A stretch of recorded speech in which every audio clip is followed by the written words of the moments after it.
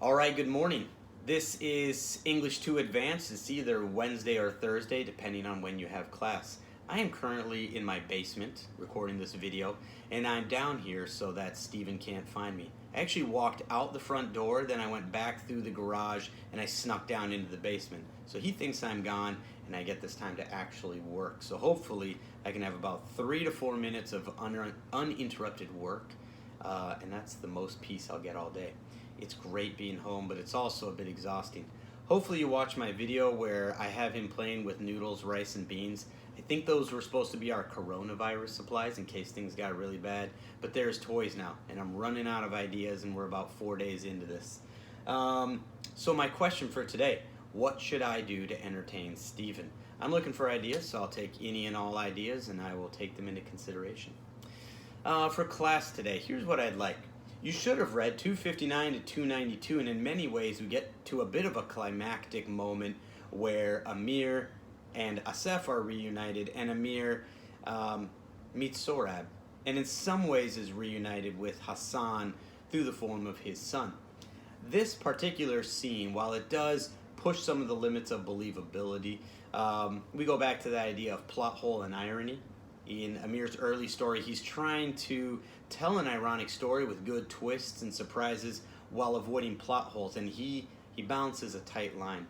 I didn't want you to focus as much on the plot holes, we'll get to that later.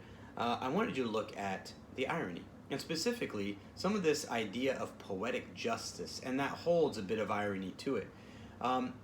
That scene where they're reunited and all the violence ensues, and then the scenes after that, there is so much irony, so much poetic justice in that. Poetic justice for Amir, for Asef, and for Sorab. And justice isn't always punishment.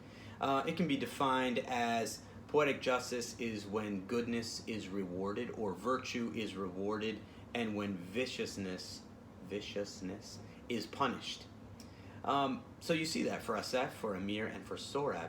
And if you've read a little further ahead, you'll see some of the more obvious ones. He kind of hits you over the head with those. And there's also more subtle ones. My favorite being the reference back to the walnuts and the dog on page 3 or 4.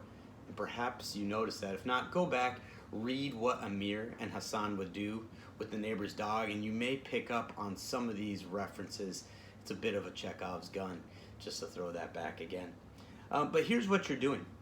I want you to write a letter, as if you are Rahim Khan.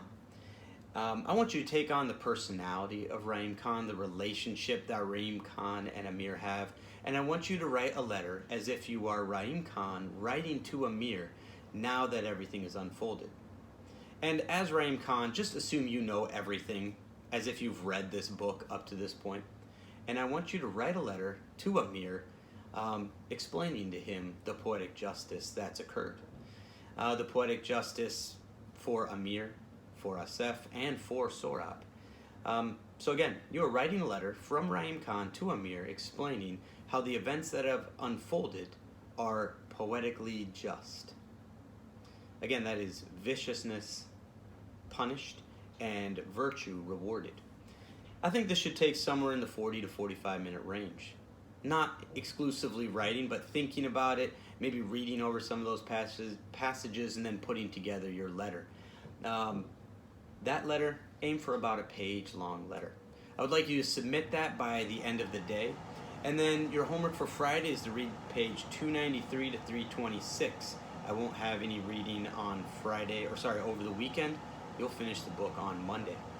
So again, what I would like you to do is 2 things. Give me some suggestions of what to do with Steven, and then write your letter as Rahim Khan to Amir, explaining how the events that have unfolded are poetically just. All right, any questions, contact me through on campus. I'll get back to you as soon as I can, and then I will see you on Friday through my videos from the basement. Till then.